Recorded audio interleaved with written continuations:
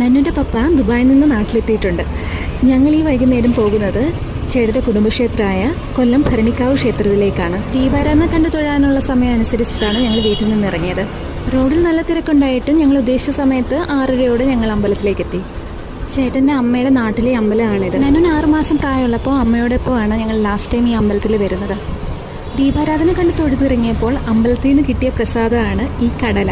അവിടെയെല്ലാം പൂഴി മണ്ണായതുകൊണ്ട് തന്നെ നന്നുവിന് അതിലേക്ക് നടക്കാൻ ഭയങ്കര ഇഷ്ടമായി.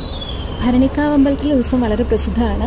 അമ്മ എന്നോട് പറയായിരുന്നു, ഇനി വരുന്ന ഉത്സവത്തിൽ നമുക്ക് ഒരുമിച്ച് പോകാം, മോനും പപ്പയും വന്നില്ലെങ്കിൽ നമുക്ക് ബസ്സിനായാലും ഉത്സവം കാണാൻ പോകണമെന്ന്. പക്ഷേ ആ ആഗ്രഹം ബാക്കി വെച്ചിട്ടാണ് അമ്മ പോയത്. അമ്പലത്തിൽ നിൽക്കുമ്പോഴൊക്കെ ഞങ്ങൾക്ക് അമ്മയുടെ ഓർമ്മകളായിരുന്നു മുഴുവനും. പിന്നീട് ഞങ്ങൾ അമ്പലത്തിൽ നിന്ന് ഇറങ്ങി അമ്മയുടെ 2 ബ്രദേഴ്സിൻ്റെ വീട്ടിൽ പോയി.